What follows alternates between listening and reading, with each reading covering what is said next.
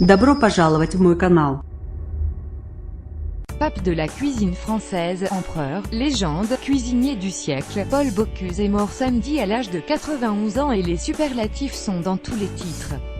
Le chef lyonnais était sûrement le plus grand cuisinier de sa génération et tous les chefs actuels l'appellent avec déférence Monsieur Paul. Pourquoi? Parce que son parcours résume tout ce qui s'est passé dans la gastronomie et même la cuisine plus simplement française au cours du siècle. Du classicisme roboratif à la simplicité fulgurante. En 5 points, voici pourquoi Paul Bocuse était le plus grand chef français du siècle. Lire aussi le chef cuisinier Paul Bocuse est mort à l'âge de 91 ans parce qu'il est un des derniers grands chefs de la cuisine traditionnelle française. Paul Bocuse est issu d'une famille de cuisiniers lyonnaises. À 9 ans, son père, Georges, lui apprend à cuire les rognons de veau et bien d'autres rudiments du métier. Sa véritable formation débute et dès 20 ans, il enchaîne les grandes tables de l'époque. La première celle de la mère Brasier, au col de la Luère. Première femme 3 étoiles en 1933, premier chef à doubler l'exploit record battu en 1997 seulement par Alain Ducasse. Eugénie Brasier est elle aussi une légende. Bocuse tente sa chance chez elle, au culot, après avoir appris qu'elle cherchait train commis. Il prend son vélo et grimpe les pentes du col. C'était l'école de la vie, j'y ai appris à traire les vaches, à faire la lessive, à repasser, à cultiver les légumes dans un potager. La mère ne nous accordait jamais aucun jour de repos, racontait-il dans des fourchettes dans les étoiles. Sa marque de fabrique, selon lui la simplicité. Ce que l'on trouve révolutionnaire aujourd'hui était chez elle des trucs de bonne femme. Par exemple, elle faisait cuire les artichauts entiers avant d'en prélever le fond. C'était long, délicat, onéreux, mais quelle saveur, expliquait-il. Son plat le plus connu, la volaille de mi-deuil, une poularde de Bresse cuite pochée dans une vessier. Bocuse passera ensuite chez Fernand Point, à Vienne, autre chef star de l'époque. Tout ça donne la base de sa cuisine en marmite, avec du beurre, de la crème, des os et des arêtes. À sa table, on retrouve encore les mêmes plats qu'il y a 50 ans, mélange de cuisine traditionnelle et d'hommage aux produits et à nos campagnes. Foie gras de canard maison et gelé au Porto, Antonin Carême, salade de homard du Maine à la française, loup en croûte, sauce coron, parce qu'il est un des créateurs de la nouvelle cuisine. Pourtant, Paul Bocuse n'est pas que ce gardien de la tradition. Il est aussi le grand chef des 30 Glorieuses. À l'époque, tout doit changer. Au cinéma, on fait la nouvelle vague, en littérature, on fait le nouveau roman, alors on fera bien aussi la nouvelle cuisine. En résumé, on simplifie tout, on oublie le 19e siècle, ses recettes en nombre limité et on met le produit au centre. Ce sont les critiques Henri Gaud et Christian Millot qui ont inventé ce terme. Ils racontent que leur révélation a eu lieu chez Paul Bocuse, dans son auberge familiale de Collonges-au-Mont-d'Or. Nous nous étions retrouvés chez lui, racontant-il. Il n'avait que 2 étoiles à l'époque, mais était considéré comme un 3 étoiles possible. À déjeuner, Bocuse nous proposa ses grands airs soupe d'écrevisses, loup en croûte, petit fromage, œufs à la neige. Le tout parfait. Nous étions sortis de table vers 4 heures. Une inspiration nous a poussé à revenir pour dîner en demandant quelque chose de très léger. Il est revenu peu après avec une salade de haricots verts. À première vue, cela ne nous disait pas grand-chose. Or cette salade était tout simplement géniale. Les haricots verts croquants avaient une odeur de jardin, une saveur exceptionnelle. C'était grandiose dans l'extrême simplicité.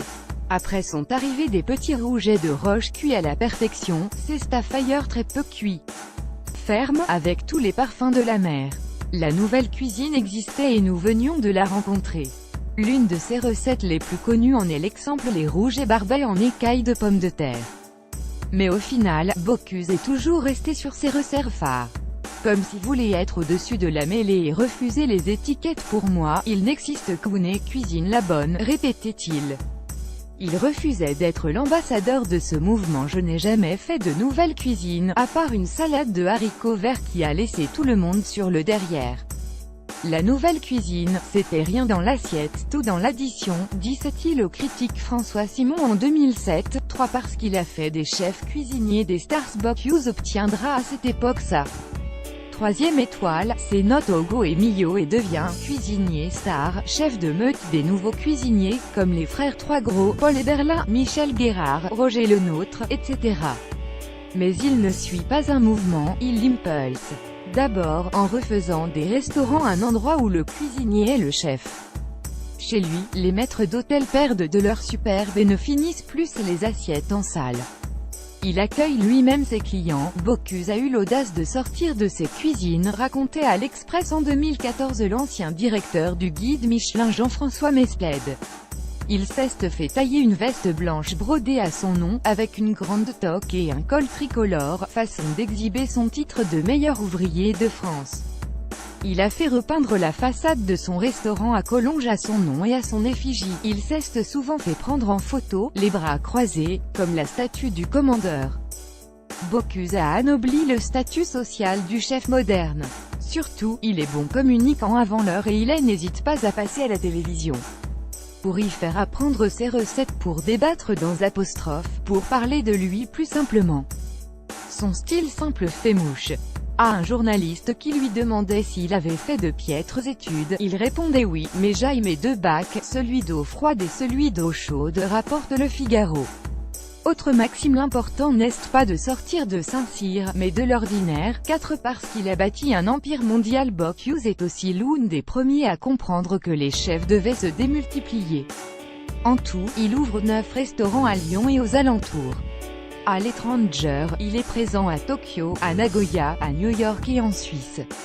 Surtout, en 1980, il signe un partenariat avec Disney pour installer des restaurants à son nom au sein du Disney World d'Orlando en Floride. Un autre concept lui permet de faire grandir sa marque, les écoles de cuisine. Il y a le fameux Institut Paul Bocuse près de Lyon et un autre à Shanghai. De là, il lance dès 1987 son concours mondial des Bocuse d'or, une compétition de très haut niveau que Bocuse voyait comme la quintessence de la rigueur, de l'excellence et du savoir-faire.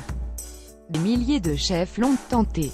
Certains à plusieurs reprises, comme le Danois Rasmus Kofoed, Bocuse de bronze 2005, puis Bocuse d'argent 2007 et enfin Bocuse d'or 2011. En tout, les différents établissements et affaires de Paul Bocuse emploient 700 personnes. De tout cela, Paul Bocuse en a retiré une réputation mondiale. Il est sûrement le chef français le plus connu au monde. Pour preuve, regardez la déférence de l'animateur et cuisinier américain Anthony Bourdain devant le patriarche. Habituellement en bras de camis, ses tatouages apparents et jurons au bord des lèvres, le chroniqueur star Osé Tatsounis avait sorti veste et cravate pour son émission à Lyon, les yeux pleins d'une admiration sincère. 5 et aussi parce que son banquet pour Valéry Giscard avait l'air démenté. 1975, Paul Bocuse est au fait de sa gloire. Le président d'alors lui remet la Légion d'honneur, une première pour un cuisinier. L'occasion pour le chef de fêter tout cela avec un banquet à l'Élysée. Le menu est mythique. L'idée, Paul Bocuse a invité quelques-uns de ses confrères et tous ont mis la main à la pâte. Les frères Trois Gros ont proposé une escalope de saumon de Loire à l'oseille. Michel Guérard a présenté un canard Claude Joly. Roger Verger a servi ses fameuses petites salades du moulin. Paul Bocuse a fait déguster un gâteau au chocolat président, soit une génoise de chocolat praliné aux noisettes, truffée de cerises confites et coiffée de copeaux de chocolat. Ce jour-là, Paul Bocuse a surtout fait découvrir l'une de ses plats emblématiques, qu'il a nommé soupe VGE 1975, encore servi plusieurs fois par mois, assure au JDD l'actuel chef de l'Élysée Guillaume Gomez. Pour une personne, prenez 20 g de truffes noires fraîches, crues et râpées, 20 g de foie gras, 20 g de paleron de bœuf, une cuillère à soupe de noilles prête, une louche de consommé double de bœuf, 2 cuillères à soupe d'une garniture aromatique de carottes, céleri, champignons étuvés au beurre que l'on nomme en gastronomie un matignon. Le plat était ainsi servi dans une soupière individuelle, on met l'ensemble des ingrédients et on couvre la soupière avec de la pâte feuilletée. La soupière est ainsi arrivée lutter devant Valéry Giscard d'Estaing qui ne savait pas quoi en faire. Il a donc demandé la marche à suivre à Paul Bocuse qui s'en est amusé en lui répondant cette phrase devenue mythique: maintenant Monsieur le Président, on va casser la croûte.